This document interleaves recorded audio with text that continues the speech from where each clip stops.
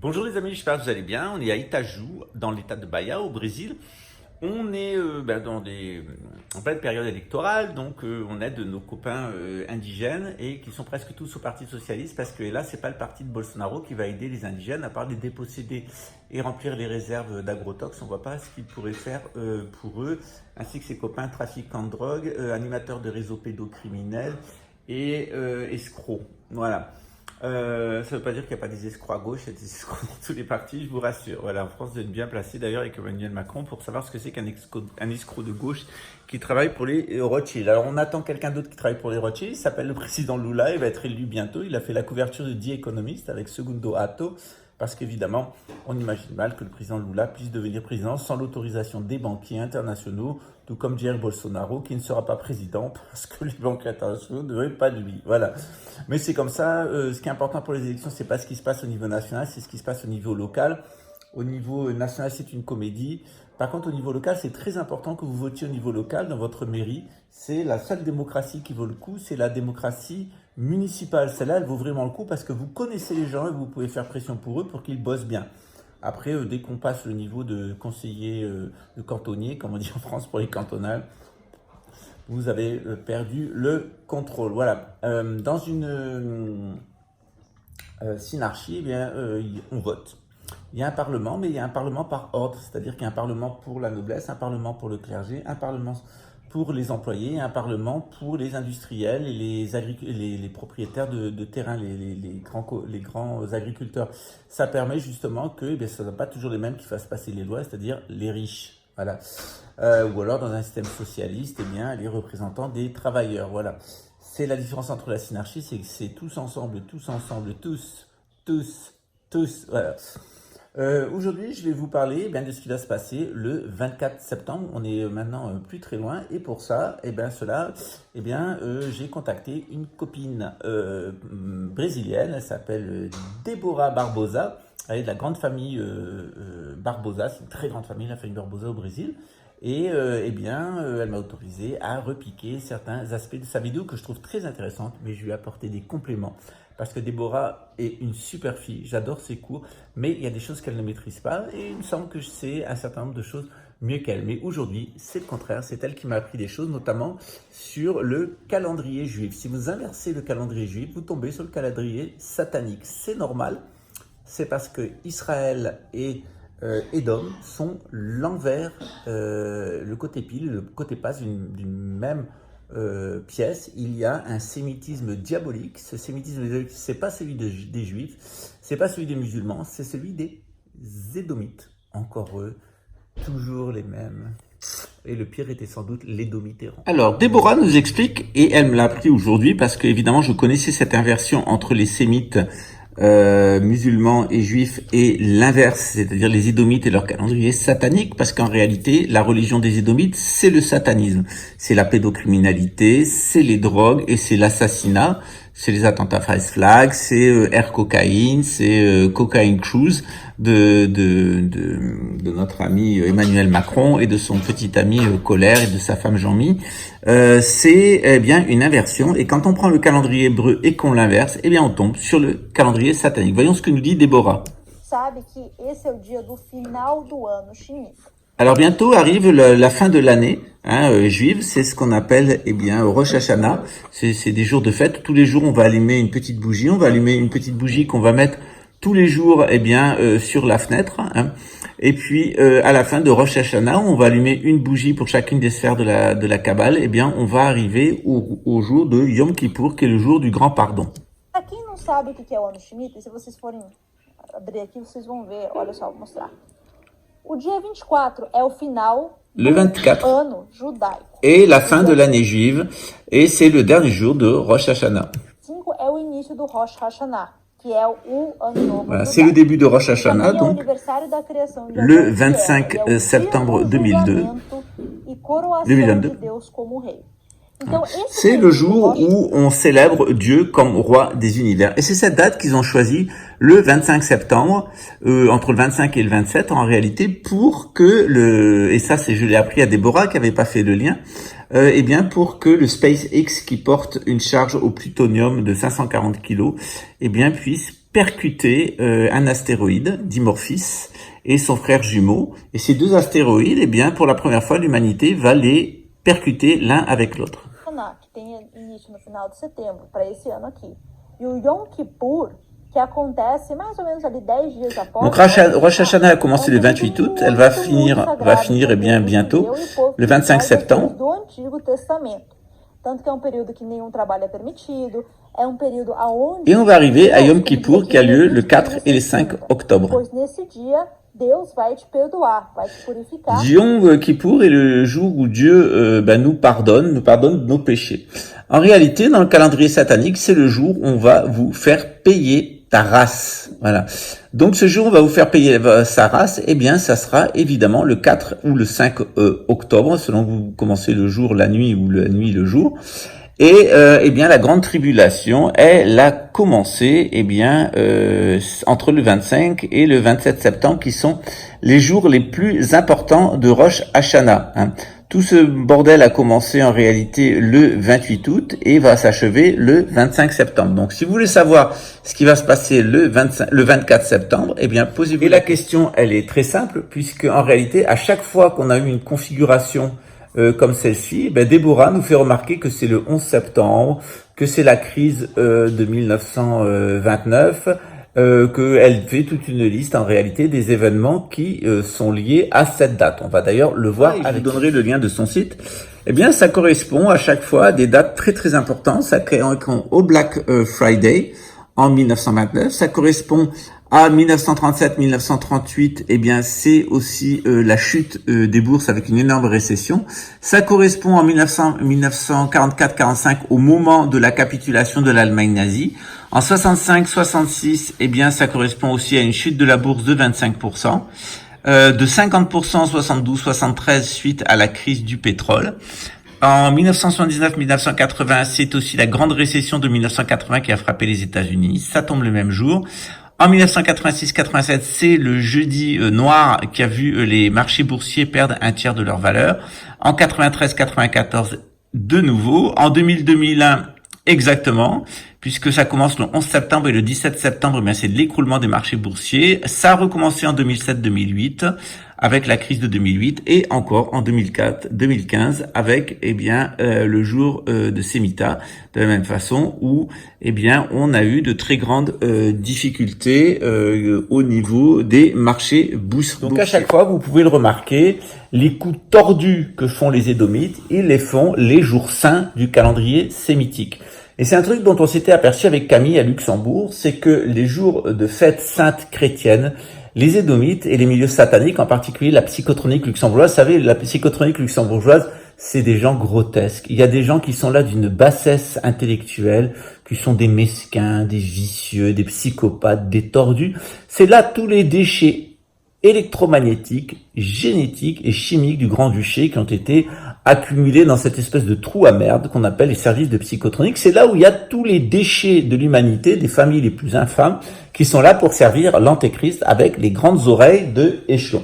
C'est ce que l'islam appelle El Jassasa, celle qui écoute, c'est la synagogue des infâmes. Vous avez là une concentration de tous les pourceaux de l'humanité, dont seulement très peu de choses les distinguent de porcs qui vont se vautrer dans votre intimité, qui vont se faire contrôler comme des cochons par leur désir, eux c'est par l'intelligence artificielle, et qui sont des rebuts de l'humanité. Ces rebuts de l'humanité, c'est normal qu'ils s'expriment à la fin des temps, on leur donne un peu de pouvoir avant de les envoyer en enfer et les exterminer, parce que c'est le dernier test. Le dernier test, c'est celui où les gens les plus infâmes et les non-croyants vont avoir le choix entre pouvoir revenir vers Dieu, c'est Yom Kippour, le grand pardon, ou être définitivement des déchets qui vont partir dans les rebuts de l'humanité.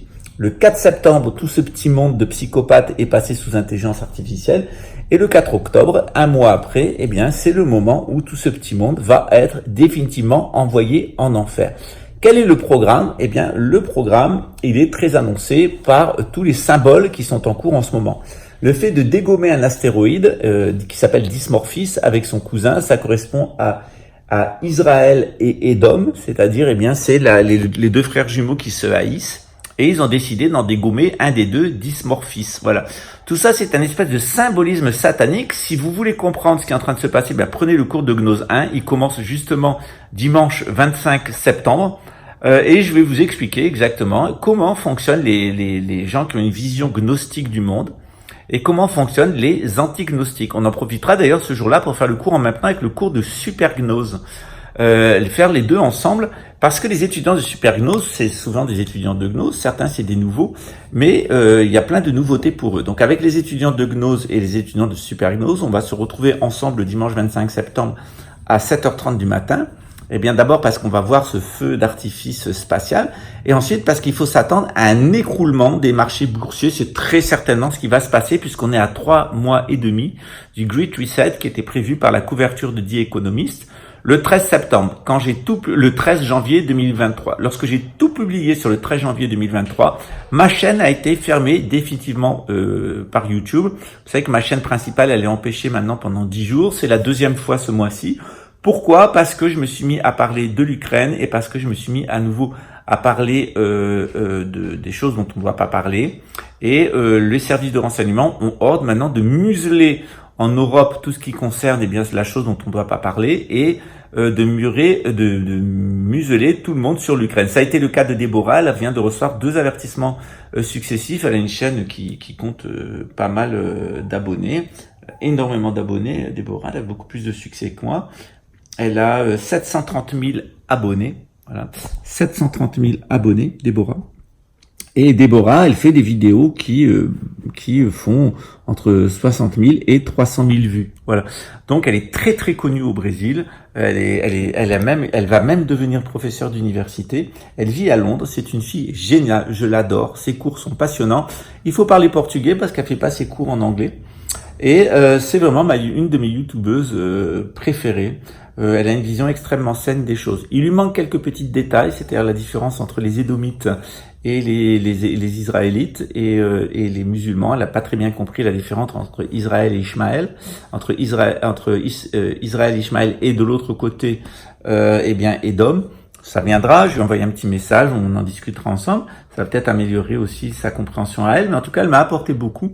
Et notamment, j'avais pas bien percuté, si c'est une erreur de ma part, que le calendrier satanique, en fait, le calendrier des Édomites était une inversion du calendrier juif.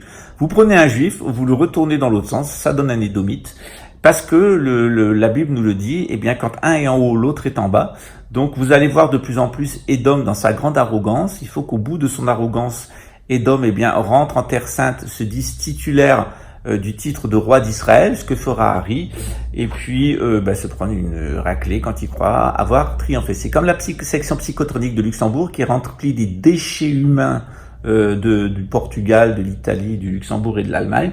Quand ils croient avoir gagné et avoir triomphé, ils en prennent plein la gueule. Donc ils sont très excités en ce moment dans leur superbe folie, comme les bolsonaristes aussi. On se retrouvera le 4 octobre. Encore une date intéressante, c'est la date du premier tour des élections au Brésil, où on verra très certainement la victoire du président Lula au premier tour. Ces derniers temps, il se passe ce que je pensais depuis longtemps, c'est-à-dire que peut-être juste avant les élections, on va avoir soit un désistement de Ciro Gomes, soit Ciro Gomes va devenir vice-président du président Lula. C'est ce que je pense depuis le début, donc on va voir si j'ai pensé juste ou pas.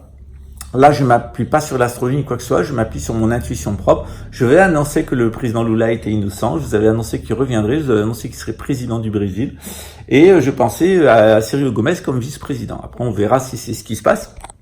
Quelquefois, je me trompe quand je me base sur mon intuition.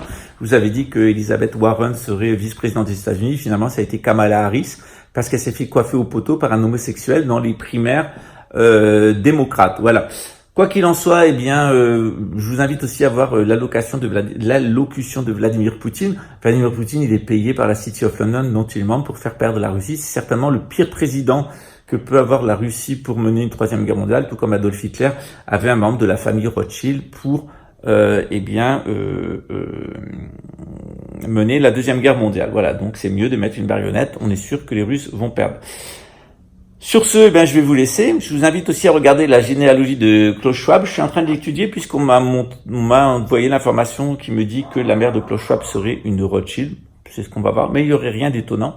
Et je vous invite d'ailleurs à revoir ma vidéo sur l'Institut Tavistock, où vous verrez que c'est là où les Rothschild ont formé les marionnettes du MK Ultra. Mais on n'a plus le droit de dire Rothschild, on n'a plus le droit de dire Nouvel Ordre Mondial. Maintenant, on doit dire Rastapopoulos et gouvernance mondiale. Parce que la liberté d'expression, c'est quand on peut critiquer le roi, mais certainement pas quand on l'appuie. À très bientôt, ciao. Si vous voulez en savoir plus sur Dysmorphosis, eh bien, je vous invite à aller sur la chaîne SpaceX, qui vous parle de cette rédirection des 2 astéroïdes pour entre le 24 et le 26 septembre 2022. Voilà.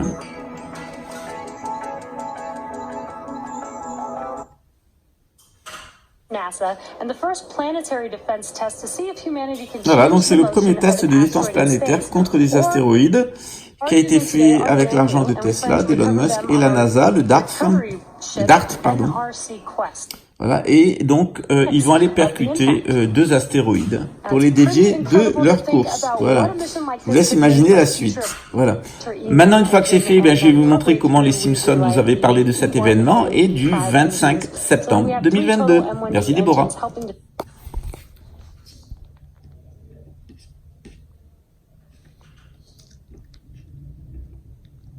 Bom dia, pessoal. Bem-vindos a mais vídeo. Hoje estou aqui. É que o Simpsons geralmente prevê muita coisa, né? E aparece que no episódio 9 da 20ª, tá falando assim, a gente tem que ser Dans l'épisode 9 de la saison 4 des Simpsons, on voit la famille Simpson qui se prépare pour un événement assez intéressant qui a lieu le 25 septembre 2022, figurez-vous. On voit une crise énergétique, on voit l'explosion d'une bombe électromagnétique qui grille tous les appareils.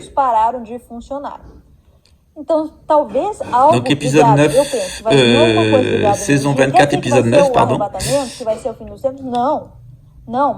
Et on voit à la fin de l'épisode une crise qui est caractérisée par la chute vers la Terre d'un astéroïde sur lequel sont des zombies. Voilà, des zombies qui ont été ce qu'on n'a pas le droit de dire. Voilà, donc c'est bien le 24 septembre dans l'épisode des Simpsons et non le 25. Voilà. Donc vous avez un certain nombre d'indications sur ce qui vous attend. Voilà, et si vous êtes intéressé par l'année Shemite, le mystère de l'année Shemitah, je vous invite à voir le site de Lamartine Pozella, qui est un Brésilien, voilà, et qui vous informe complètement sur cette thématique et le lien avec le calendrier satanique des Édomites et de leurs alliés, magiciens noirs et sorciers, les Khazars. C'est-à-dire, Ninine présidente, la Khazar sorcière empoisonneuse, exterminatrice, infanticide et sourde et aveugle, et puis son copain, Réré du QAnon, le gros con édomite, pointeur, la bite en avant, qui baisse tout ce qui passe. Et puis celle qui fait le lien entre les deux, la banquière, Mumu de Marseille, sauveuse du monde. Parce que celle-là, elle est comme la COP 21, elle veut sauver le monde. Toute l'Amérique du Sud, l'Amérique du Nord, on les parque dans des réserves d'Indiens, encore quelques-unes, d'accord. En Afrique, jusqu'à aujourd'hui, ce qui se passe en Afrique, mais c'est un scandale, c'est des morts, c'est dégueulasse. Le monde, le tiers-monde aussi, l'Asie, etc., tous, au nom de la civilisation, on va les civiliser les gens, c'est les tuer. C'est qui les grands noms en Occident? Dites-moi des noms de grands types. Qui vous connaissez? Alexandre le Grand. Hein? C'est quelqu'un de grand, Alexandre le Grand. Mais c'est pas de mot pour dire quelle ordure c'est, ce type-là. Ce type-là, il a conquis, à l'âge de 30 ans, il avait un empire qui allait depuis la Macédoine, donc la Grèce, jusqu'en Inde. Combien de millions de morts il a fait pour arriver à cet empire-là? Et un jour, il est dans sa tente, le quartier général, avec son général, son compagnon d'armes depuis 10 ans, d'accord? Il s'énerve contre lui, il prend un poignard et le tue. C'est Alexandre le Grand, c'est Alexandre le Nul. Jules César, qui a conquis la Gaule, c'est un conquérant. Richard Cœur de Lion, des Anglais, un sale antisémite, Cœur de Lion. D'accord? Plus le type est une ordure, plus c'est un meurtrier, plus on en fait quelqu'un de grand. Pardon? C'est ça, être un grand, dans le monde occidental, c'est un grand, je m'excuse, hein, je rentre dedans, c'est un grand meurtrier, d'accord? Tout c'est connu.